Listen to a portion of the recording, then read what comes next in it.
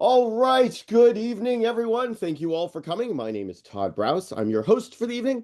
I'm here with Susan Schultz and Ashley Wilson, and we would like to welcome everyone to HBAP Startups. So let's get started.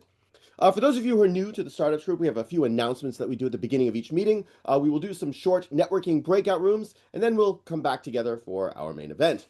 First off is our mission. We're here to help foster and fortify an innovation and entrepreneur community coming out of the Harvard Business Analytics program. And our goal is to provide our members with the tools, knowledge, leadership, and confidence necessary to create and grow their businesses from the ground up.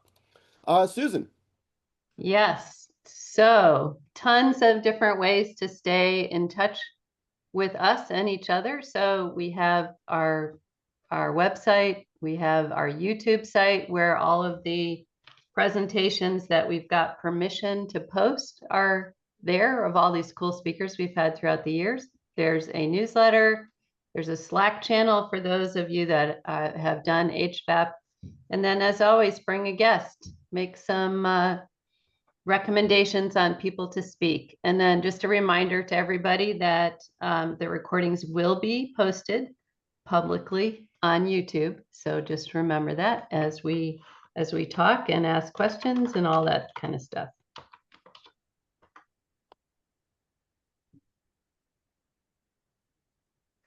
Oh, sorry. And now it's still me.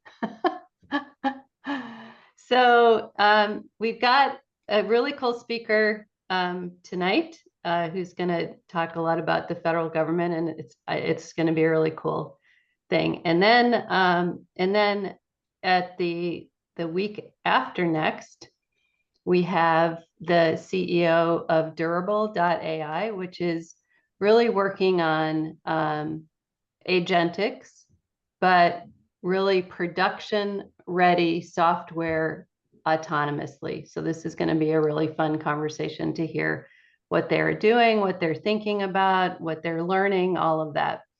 And then in December, so TeamStack is my company with Satya Mayandi, another HBAPer, as many of you know. So we just did a third-party tech stack audit because we're starting to see companies like financial institutions that really need to require a higher level of compliance. So we did a third-party audit, and we want to show you the results because it was pretty eye-opening. It was related a lot to decisions we made like a year and a half ago, 2 years ago, that either succeeded or failed in the audit. So we're going to take you through that along with the company that actually did the audit too. So really interesting learnings on our part. And then in January, you remember back earlier this year, we did customer discovery workshops. We did 2 of them. So we're going to continue showing you folks the progress that people have made. And then as always, Thursday nights, Todd AI and some really cool conversation starters going on there as well. I'm going to be working on, so yeah, everyone's invited to my Thursday night office hours. We talk about news on AI each week. And then I'm working on a workshop for us to go from idea to an actual fully functioning app, by using an AI coding assistant. And I'm also working on a post-labor economics case study live discussion. So that'll be something I will likely beta test with you guys. So we get to discuss more things that are fun that related to our universes. Next, Susan, sorry. Yes, so we have our code of conduct. Just a reminder, this is a great community of collaboration and confidentiality and trust. So all rights are reserved by the presenter, and we follow all of the ethical behavior and honor codes that we all know about, including giving positive feedback over negative feedback. And then just a reminder, no personal recording of our sessions because we are honoring the rights of the presenter. And then if you ever want to talk about anything or want some help with something or just want to chat, reach out to Todd or me or Ashley or all 3 of us, and we're happy to help. Awesome. All right. We just got another join. Hold on a sec. So I'm going to get everyone into their breakout rooms. Give me a second while I recreate them. I think this should work. Hold on. All right, cool. I'll see you all in about 5-6 minutes.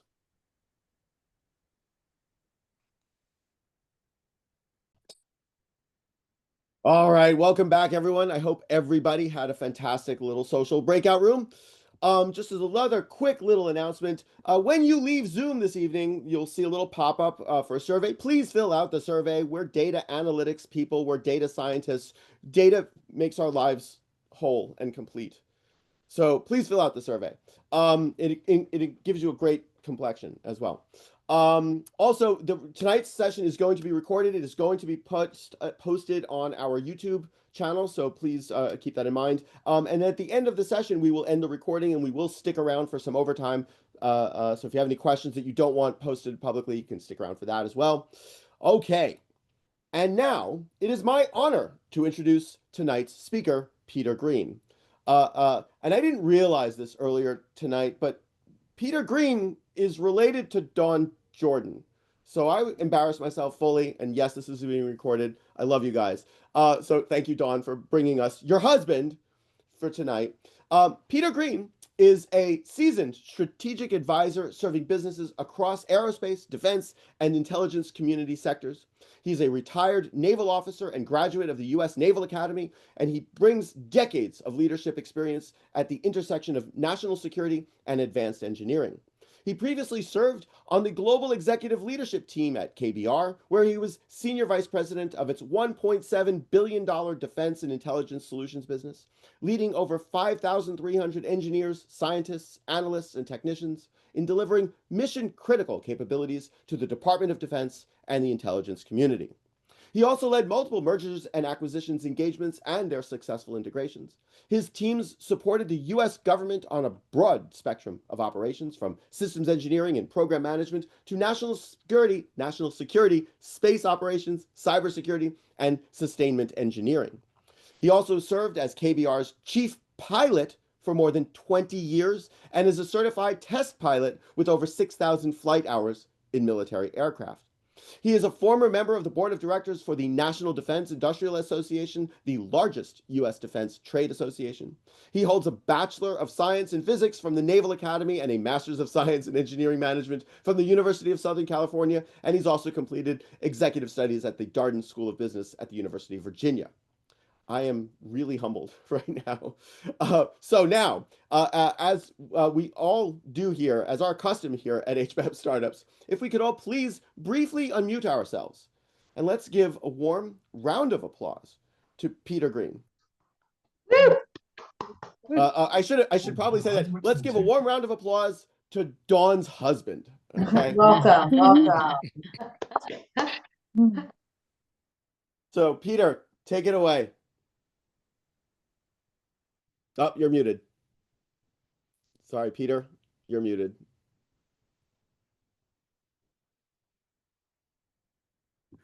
Okay, now I should be unmuted. Okay, well, Don came to me and said, "Hey, would you like to talk about the what you did for the last 40 years?" And I said, "Sure. I think I'm qualified to talk about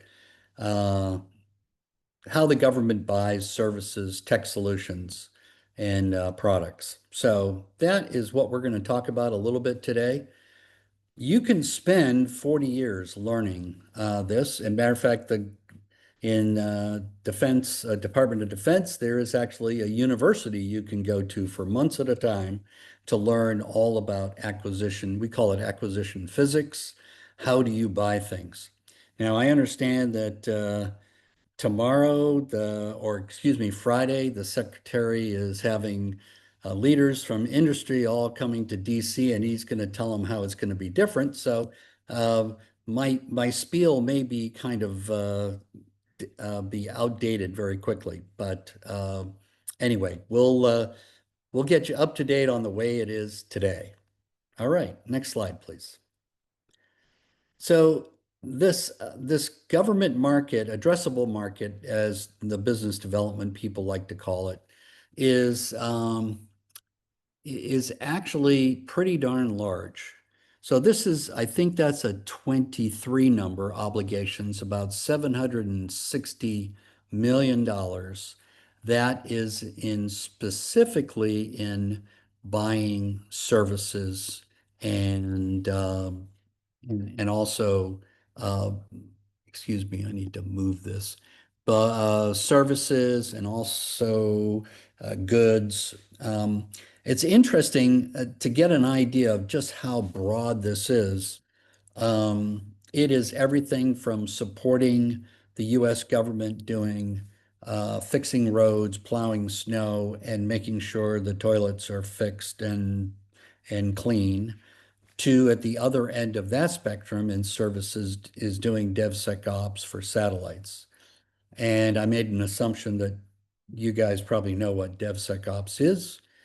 And it's also buying things from tea bags all the way to advanced tanks. So it's a lot of different procurement stuff. Um, if you, that top bullet, 20% of all of the goods and services that are provided um, anywhere in the United States are bought by the United States government. So it is the big buyer of goods and services. Interestingly enough, is 23% of these contracts are awarded to small business primes. So that is a good thing to take away because most of you are either in small companies or you're working by yourself as a freelancer. It's good to know that a lot of the market is very available to you as a small business prime. So um, there is usafacts.org is something you guys might be interested in. Uh, it does have it boils down the US Treasury data and puts it into understandable kinds of tables and such. And I really like the next one. Geez, the Peter G. Peterson Foundation. They do a really good job putting together chart packs. And I know I'm talking to a bunch of data wonks. You will like this, the way that they go ahead and plot different characteristics of the spending of the budget. It's really enjoyable to read, at least for me. And I'm thinking you guys would like it too. On the left-hand side, the big takeaway is this split between the Department of Defense and the civilian federal agencies to see that. And, it's a lot of money. So if you could get a small percentage of that for your company or for what you do, then it would be probably, it would be a shot in the arm for you. Okay, next slide, please. Okay, trying to get rid of these pictures. They keep blocking things. You all look very nice, but you're blocking. Okay, so these are some common or recent headlines, etc. And so they talk about startups and government and the struggle for speed. And if you talk about acquisition, there's typically three characteristics about an acquisition, and so we talk about um, cost, we talk about the speed, and we talk about performance. And people will tell you, you might be able to get two of them right. It's really hard to get all three of them right. So when the government starts pushing and saying they want something faster, and they say they want it to perform better, chances are they're going to spend a lot more money for it. Now, there's no algorithm for this, but this is kind of, what it's borne out program after program that the CSP triangle gets skewed one way or another. So they try to work with private industry more and more to develop technologies, to insert those technologies. The earlier you insert the technology into a concept, the better. It's a risk. It can de-risk a program if you do it early. So um, these are defense innovation, commercial technology is there a lot of focus on it to try to bring it and accelerate it into DoD acquisitions. Next slide, please. If there's any questions, please throw them out there. So we also have some pieces that have come along that are in the government, or where we've got government contractors that have already decided we need to help the government in this. So these are, federally focused, and it's companies that are spending a lot of money. Now, I will tell you that Booz Allen is an example. They were early into doing this, into developing laboratories, and they did a lot of it. They got a lot of press for it, and I think they got work for it. But if you look quickly at the end of our evening, you'll look at Booz Allen stock. It is not doing very well, and I'm not sure what that means. I'm not sure if they failed in what they decided to pursue and put money into, or maybe they did too much of that and not enough of just good old business development and getting into offices and bidding on large contracts. Deloitte has also gotten into this, and if you follow that link, if you follow the pieces there, pull the threads, you'll see what Deloitte is up to. So there's quite a few, and there's a lot of venture capital, and some of the venture capital is just, vanilla venture capital that is pouring into the defense sector. But you'll also find that there is, it's almost defense companies are spinning off venture capital almost like it's an R&D center, but they do it under the guises of venture capital. And there's a few of those out there. Next slide, please. And then the government has its own innovation organizations. I'm sure many of you have heard of DARPA, and you may have heard of ARPA, which is focused on intelligence projects. So SBIR, did you have a question about SBIR, Sunil? Now, that's one thing. Like DARPA, SBIR is something encourages small businesses as well. Yes. Just sharing that information. Yeah, we're going to talk about that in a moment. But yes, that's exactly right. But what's different is DARPA has specific projects they want to do. And they look for companies that can come in, plus their own staff, and also laboratories, so government laboratories, that can support those projects. And whereas SBIR is very wide spectrum, and different parts of the government can bring projects to SBIR, and then they're competed as a small business innovative research contract. The other one is this challenge.gov, and this one is more broad, but different services I know have used similar kind of stuff. So they have, they have these competitions.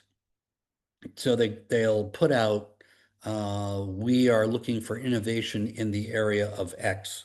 And so people will come and present them. And so it's a little bit like Shark Tank. And some of them even use the Shark Tank term. So they use Shark Tank as a way to bring in different ideas. And those people, sometimes they know, they may get the award, or they may be asked to go work with somebody else, or there's a lot of different variances of how that unfolds. All right, next slide, please. Okay, so is this an opportunity for you, your small business? there's we're going to talk about two different ways to do this. You can do this as the Lone Ranger, but you can also do this working with other people. So I'm going to kind of get into the differences of that, and I'll even give a little bit of a recommendation maybe. But is that there is a system that if you're going into this world, you need to go register, and that's sam.gov. You can see systems for award management. It's kind of the front door for multiple government organizations. So it's not just DoD, it's everybody else in that pie chart.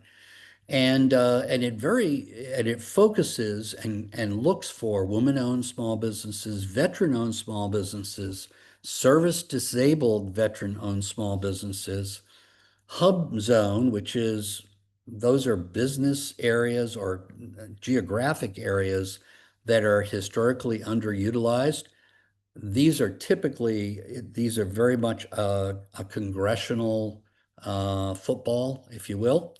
And I've seen people move their companies, their headquarters. They'll move it to a tiny little town that might be 50 miles away from where they really do the work, but they'll move it so that they can go ahead and bid as a hub zone because it's advantageous for them to do that. And then the business development program, which is for socially disadvantaged groups of folks. So sometimes they get set aside contracts that they can bid on or work that they can do. Um, and in some organizations, I know NASA gives people in the evaluation of the proposal, they give them bonus points if they are an 8A organization. And then the GSA, which the GSA is government services, and they have schedules, and there's all these different schedules for different kinds of offerings. So it's a great website. I didn't spend personally a long time in business looking at the sam.gov website, but we worked with people, and it was interesting to learn. That's where they do registrations for all those different areas up above.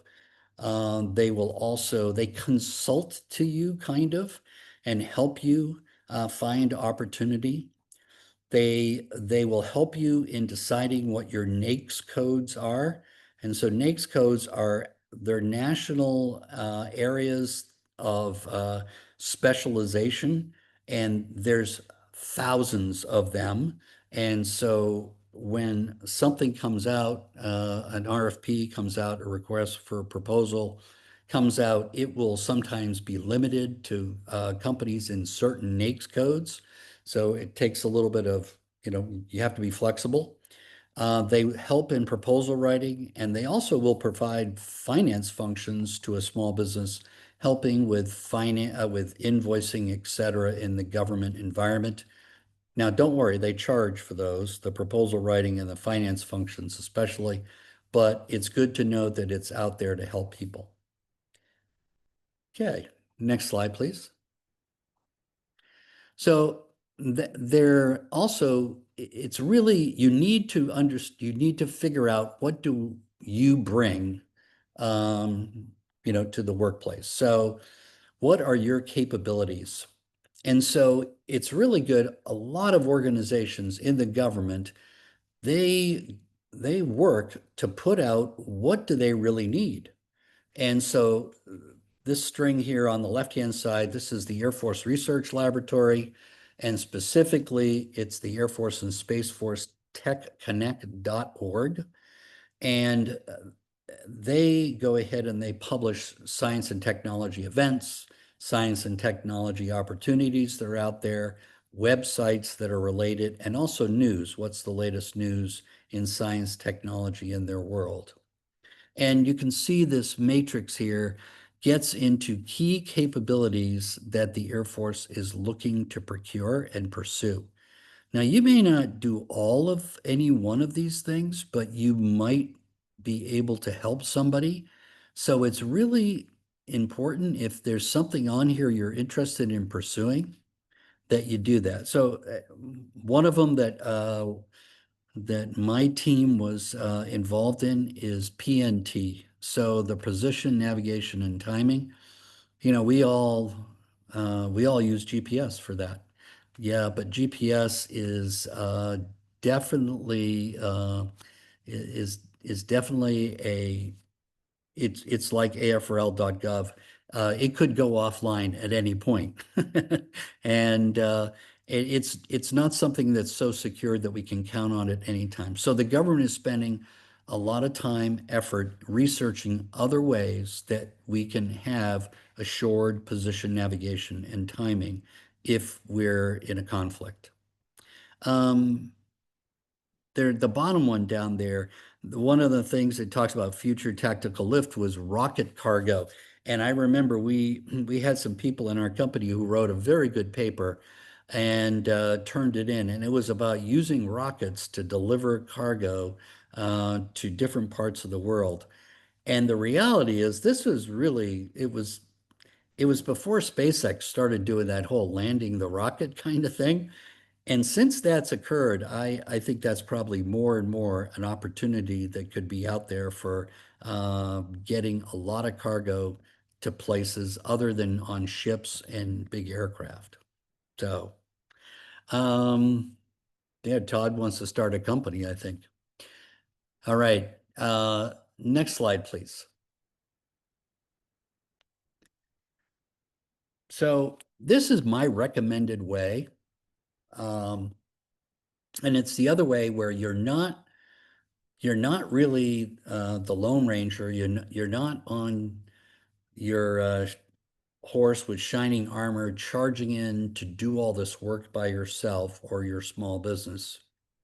What you're doing is you're going into the market, but you're looking for a strong lead that you can fly formation on. So that could be a large business or a small business. Worth noting is that large businesses will have a small business percentage requirement, and they may be looking for people like you. So you remember earlier slide, it was 20-something% of all prime work went to small businesses of contracting. And this is probably one of the reasons why. So the government has these percentages that they try to meet, and they typically run anywhere from 15 to 30% of a contract has small business content. And the large businesses are looking for small businesses that, you know, can basically pass the basic test of they understand what they're going to be doing. So that is something to know.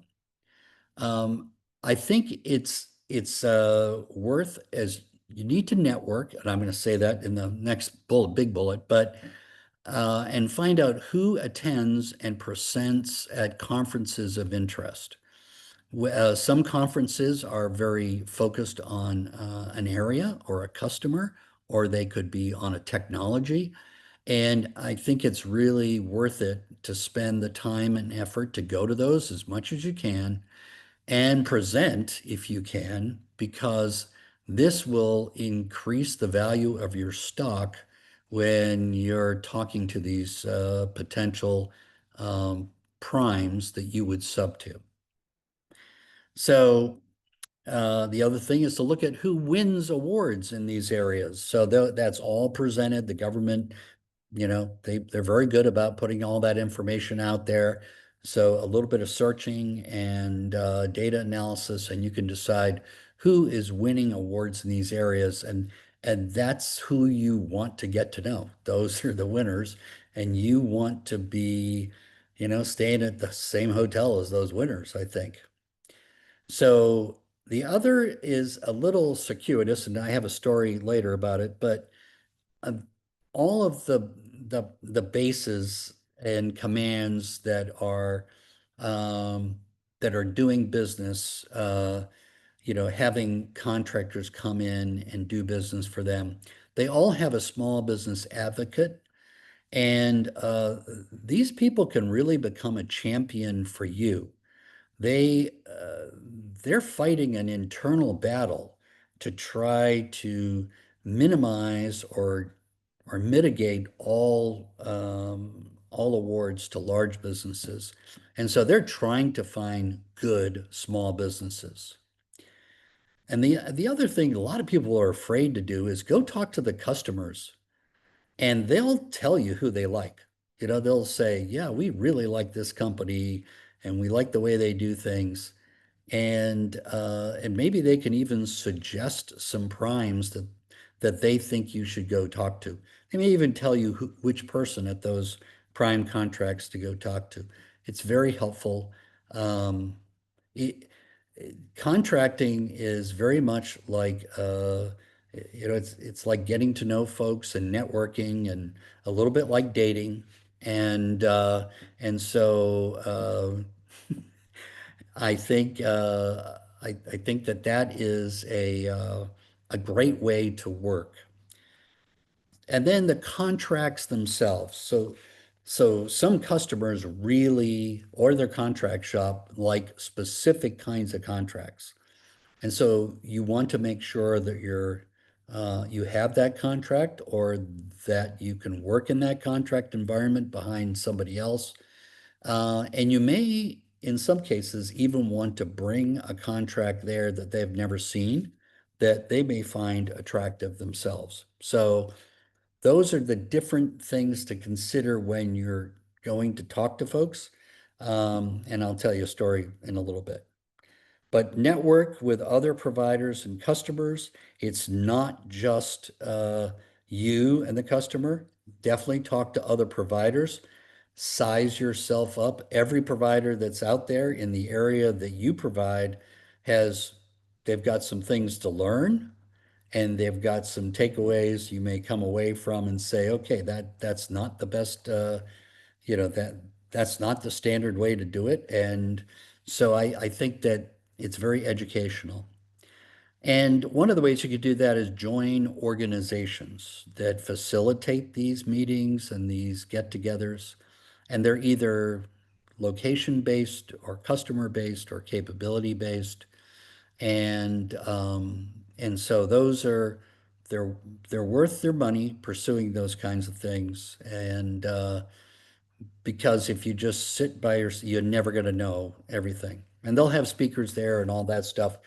But sometimes you'll make the most gold just by going to the happy hour after the speakers are done talking. Okay. All right. Next slide, please. So I threw a couple of case stories on here. So they're not case studies. There's no study part to this, but they're kind of real business examples. So the first one I'm going to tell you about is a gentleman who is a PhD at MIT, and he's a software engineer and started with MIT's. They went ahead and they gave him approval to do this, so there was no conflict of interest, to go ahead and develop a tool and that was very helpful in finding vulnerabilities in software code. So when we came upon him, he had already kind of found a customer, and the customer was at NORAD, so the North American Air Defense Command, which is out in the Cheyenne Mountain in Colorado. So uh, he had done a lot already. I mean, he had a code that worked. They liked him. Uh, Unfortunately, they couldn't contract with him. They had problems contracting with him. And so he jumped over a couple of steps and came to us and said, through a third party who we knew, who kind of a consultant, retired flag officer, and he came and said, you need to buy these guys. And so that was their pitch. They wanted us to buy them. And I think there were a total of 5 people in the company. And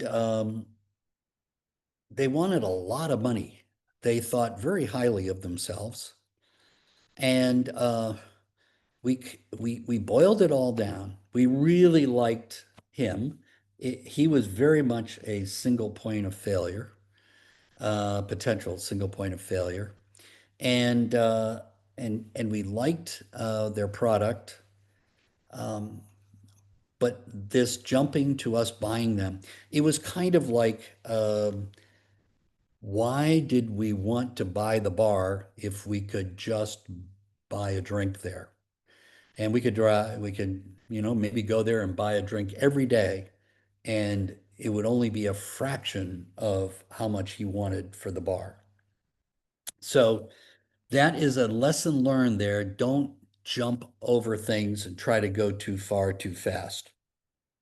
We ended up, we put him as a subcontractor onto one of our contracts, and his customer was very happy with him, was very happy with us, and he kind of took a step back and said, "Okay, I think this is okay, and I'm willing to work in this environment, not selling my company, but working through another company through a large business." Okay. So the other one is, and both of these happen to be in the Boston area, and that was not on purpose. But the other one is Electronic Systems Command, which is up at Hanscom Air Force Base, which is near Concord, just kind of northwest of Boston there. And we had been doing work there for years, not very much, just a little bit of work. And we decided we want to increase our footprint there. So we found a consultant there who was excellent. All right, Susan. Uh, and so he'd been there for many years. He was a very nice guy, very involved in the community as well as with the base. And so he took us on as a project to help us. So one morning, we were going to go visit the small business advocate. And he came and picked me up in his car. I was staying at a hotel. And we went ahead and we drove on to the base. And he said, "Okay, can you get those boxes of donuts there, Pete?" I'm like, "Donuts? They're in the back seat." So we grabbed the donuts, and he had coffee. And we went in there and we had a very nice meeting with coffee and donuts with the small business advocate. I don't think there was anything really illegal about this. And yes, donuts. And it was Dunkin'. So, we were in the Boston area. It was definitely Dunkin'. And he told us things that were amazing. So he told us that there was a large business that had a huge engineering contract, hundreds of millions of dollars there, and they'd had it for a couple of years, and that there was a big upwelling amongst the small business community because they had all been brought into that contract to be on the team to do work, and they were not getting any work. They weren't getting any of the work. So the work would come to this large company and they would do it themselves. They didn't give it to the small businesses. Well, the systems command there is there close to Boston, and it's been there for a long time because there is a lot of beaver rings, if you know what I mean. So there's a lot of MIT grads in the area and little companies that are MIT companies, a lot of entrepreneurial companies. And that's why Electronic Systems Command liked being there. They wanted to be able to access those kinds of people, that quality kind of engineer. And here they were, they had awarded to a large company that was kind of not allowing them to get to them, really. So we came up with a plan, which was we had a contract that could be very flexible, and it was DoD wide, and so we introduced that to the Electronic Systems Command, and our group there grew like crazy. We got much larger. We had the interesting thing where people came to work for us and then spun off and started their own little companies sub to us. So those are the kinds of good things that can happen in a relationship, building relationships like that. And I won't say it was due to a couple of donuts, but that was the meeting, which I was a little shocked at, but it worked. So, all right. So next slide, please. Okay. The appendix is questions. So I am looking forward to fielding some questions with folks. This was a hard subject to cover in this amount of time, so hopefully I didn't go too long. No, this is great. Folks, if you have any questions for Peter, please raise your Zoom hands. We'll call on you. I'd like to start off, and I'm really, Peter, thank you for doing this. I'm having traumatic flashbacks from some of the SBA getting a cage code and a NAICS code back in the day. So I've gone through some of this to try and sell through Sam and do this. I never was very successful with my products getting there. There were just so many different hurdles. And listening to what you were saying, like I should have had some. I never had any advocates. I never had anyone like you to be like, hey, here's how to do this. Um, I had a question there someplace, but the trauma stumbled me. We just couldn't get through to get our product into the vision of buyers, so to speak. Well, I think that's a couple things. Then I kind of just to go back a little bit. It really helps if you know what they want.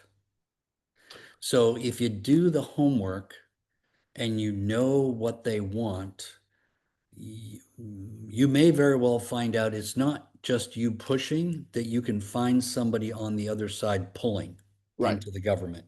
And so anytime you can do that, I think that's very helpful. And you may have done that.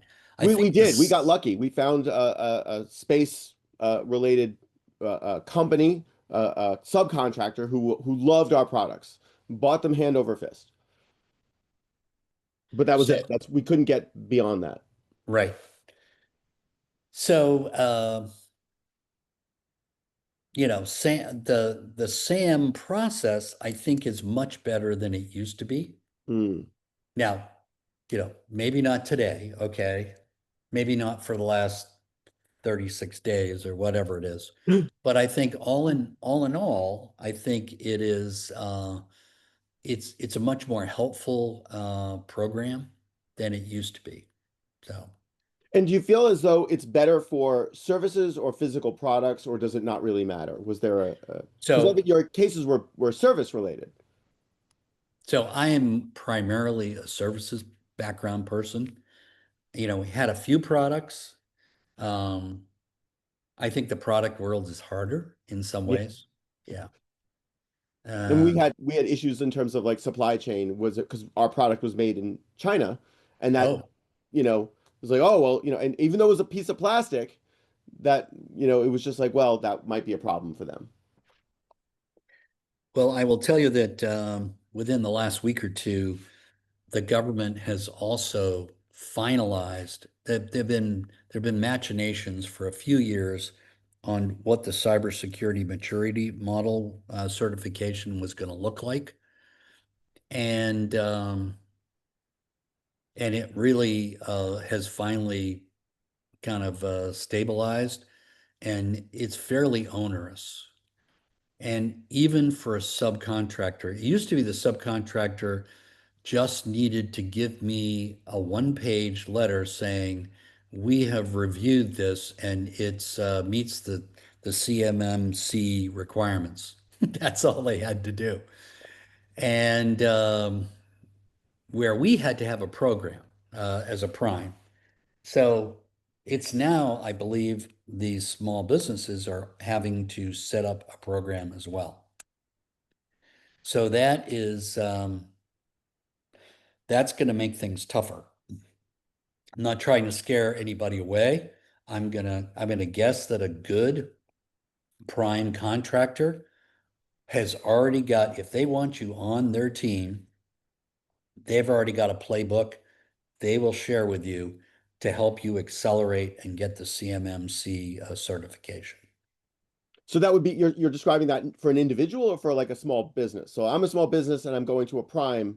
They see value in our service or product that we're offering. They would Yes. help us through that process. Get the certification, yes. And is that usually come out of our revenue? Like, are we paying for that with that relationship, or Overhead. It's overhead, not revenue, but yeah. Okay. Yeah. Yeah.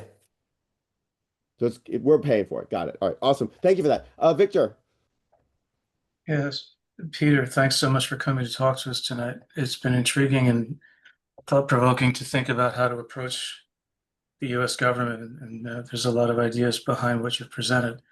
What I wanted to dial in on just a little bit is the perspective of government on IP and work products.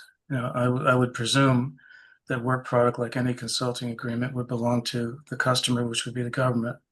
But when you cross over into actual IP, I wonder if you could give us some insights into how that looks and whether someone like us would actually be able to negotiate any portion of IP, or whether it's just a hard line IP goes to the government.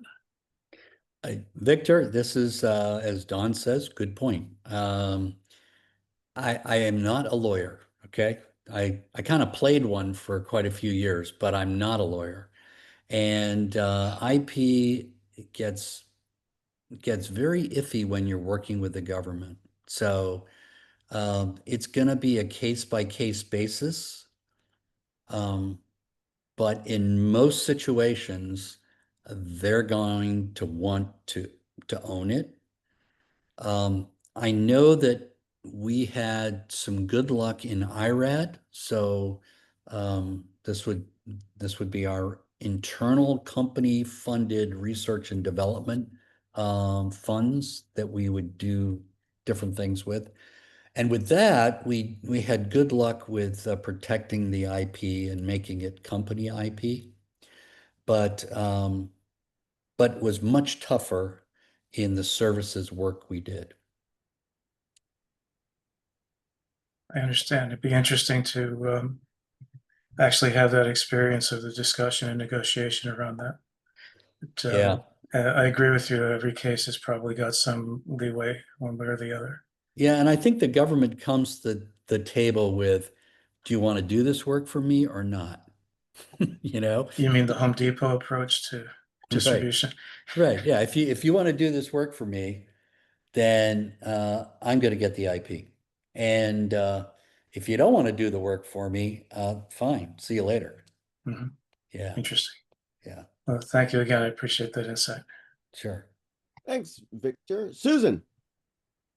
Yeah, this is great. I mean, it's just a giant market, right? And it's kind of hard to figure out how to get in. So this was really helpful.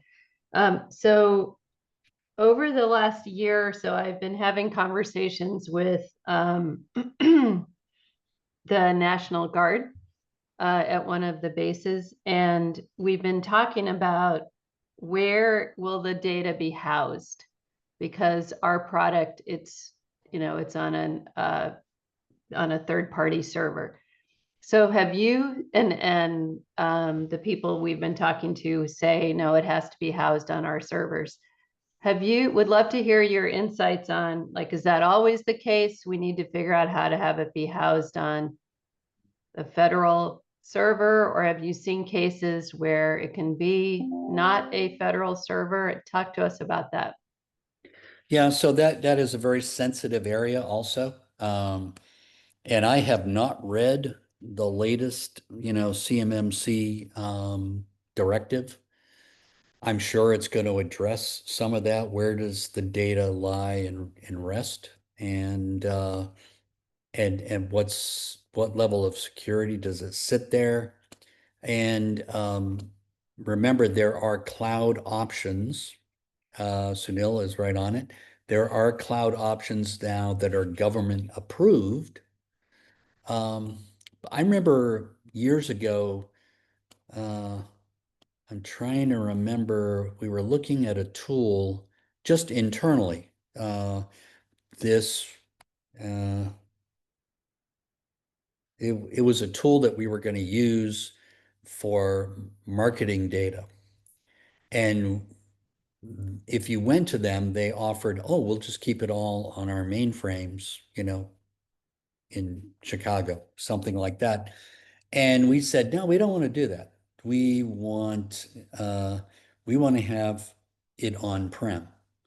And they pushed back a lot, but they finally came around. Now we paid a lot of money to have it on-prem, but we felt a little bit more secure because their list of clients it was our list of competitors. And we just had some concerns about all being mixed into the same box. But the world has changed a bit, and security schema hopefully has gotten a lot tighter. So yeah. So I don't have a definite answer for you. I will tell you, working with the National Guard, it's not a single unit. The National Guard, there are 50 National Guards, plus the National, plus Puerto Rico. There's a lot of National Guards.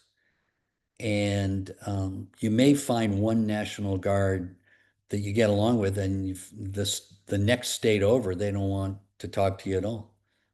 They, so if you're selling to National Guard, the best thing is to try to sell it to the national level of the National Guard, because they may mandate something, and you'll get 20 of the 50 states to pick it up as their standard.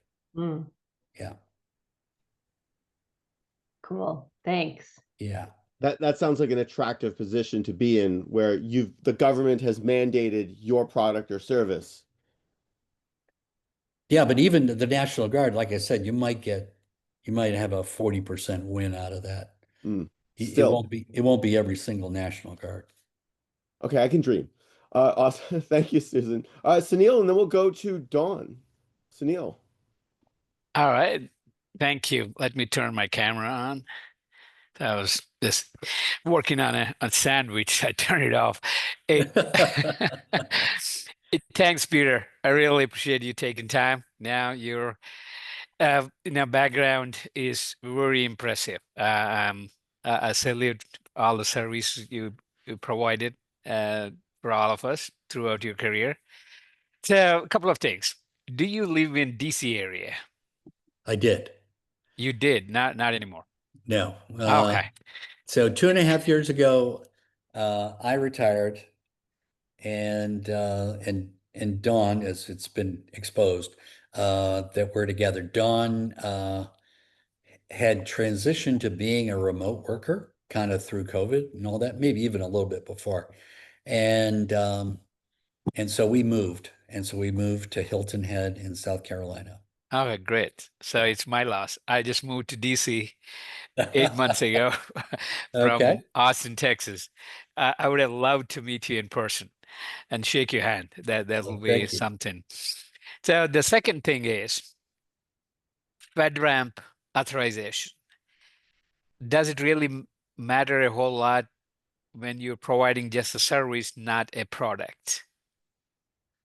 I don't really know, Sunil. I know that the folks that are really into providing, IT, whether it's service or a product, get very excited and brag a lot about FedRAMP. But I don't really know enough about it to know how it improves your position. It probably is a requirement in certain proposals. I've seen that, I think. So I think you need to be FedRAMP certified in certain proposals. Okay. All right. Like That's if you don't helpful. have it, you can't even turn the proposal in.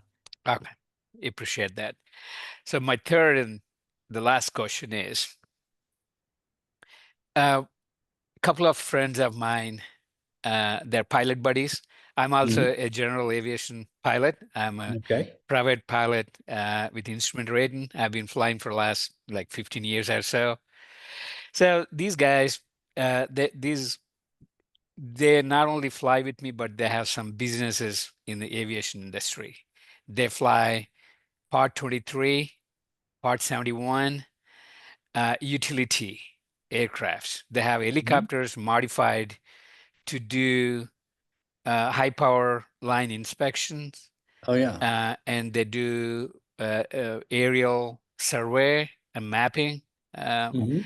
of all the vast lands in Nebraska and all other places, and crop dusting. They do a lot of that kind of work.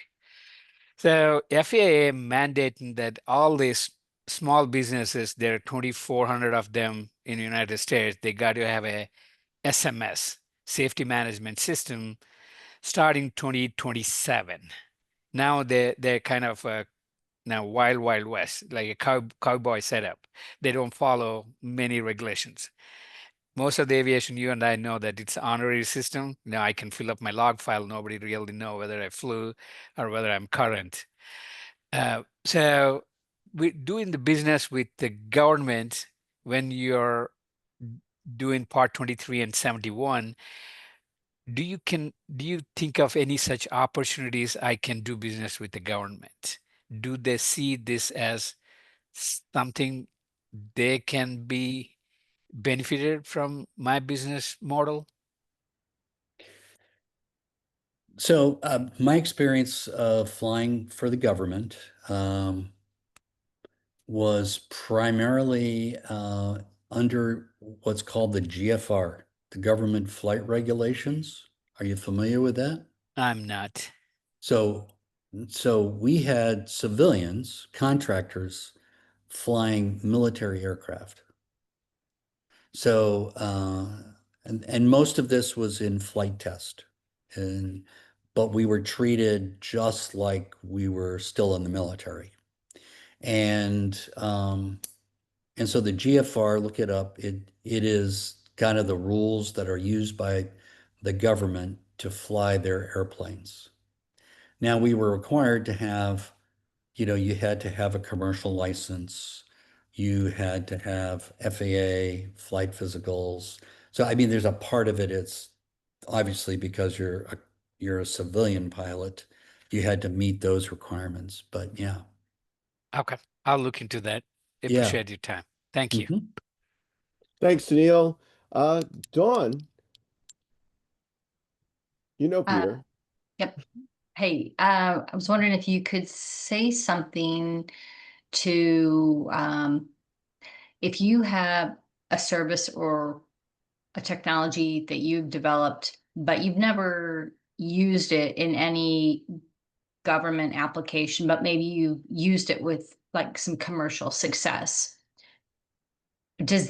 What kind of credibility does that give you going to like a larger defense contractor and saying like, hey, I have this great solution? Does that help you? Does that matter? Because typically if you're trying to get government contracts, you have to have demonstrated like use of that in the government world. So if you are someone that's just got a commercial solution, can you successfully go to one of these other contractors and say, I think this is something that you'd be interested in too? Are you asking me that question? Yeah, yeah. Can you just say Okay. something about like what kind of credibility? I mean, is that helpful? Like what? Yeah. So first of all, can you turn off the slides? Because I'm just looking at questions there. Thanks. Um, I think there are cases where it would be helpful. There may be other cases where when you show up the door, they're just going to say, "Yeah, that's nice. That's nice. That's not what we want." You do find some people in the military though that are, they've got some foresight and they can look at something and say, "This could be very helpful to us." Um, And many times it gets modified too on the way to being used by the military. Um, and it's a lot of fun to be involved in a program where you're doing that. So Do you think that who's more innovative, the defense side or the civilian side? Really? I mean, they all probably say they are, but really, who's more innovative? I mean, I almost feel like some of the civilian agencies might be more likely to try something new. I think you're right. Uh, but at the same time, they don't necessarily know, they don't know the application, and they don't necessarily know um, how something's going to be used, so they wouldn't know how to modify it. But yeah, Thanks. yeah. Thank you, Dawn. Anybody have any other questions, thoughts, comments? So Peter, what's it like being a test pilot? I'll tell you, it's very geeky. Oh, So okay. yeah, a lot of people think it's not Top Gun. Okay. Oh, You know the last Top Gun, you know, when he says, oh, I'm going to Mach 10, whatever, some crazy thing. that was There you. is no test pilot that would do that. No, okay, okay. If he did, he would no longer be a test pilot.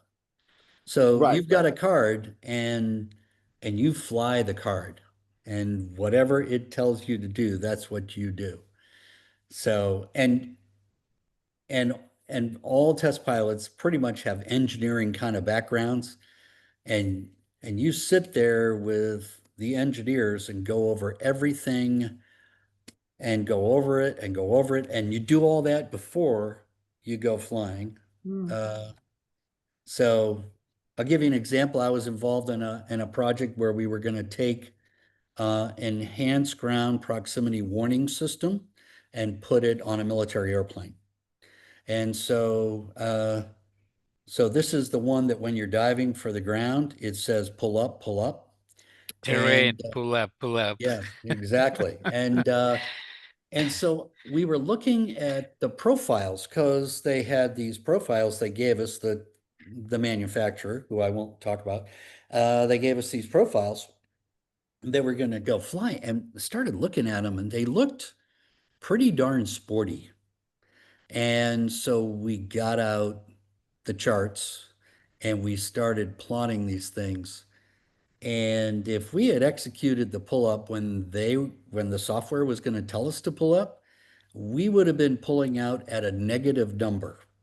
So it is a lot of, you know, being there, working with the engineers and going back to them and back and forth, and they're kind of like, oh, well, thanks for finding that.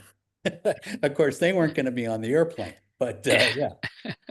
Yeah, I think I might have asked the wrong person the question. Dawn, what's it like being married to a test pilot?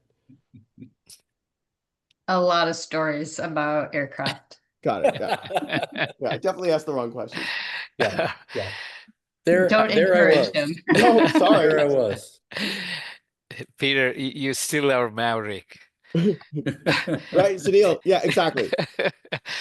So the question is, what kind of airplanes you were testing? So I primarily tested 4-engine turboprops, P3, the P3 P3. Orion. Uh-huh. That's primarily what I did, but I had opportunities to fly a few other different kinds of aircraft. So, Pretty cool. yep. I'm stuck in Cessna 182s. Yeah.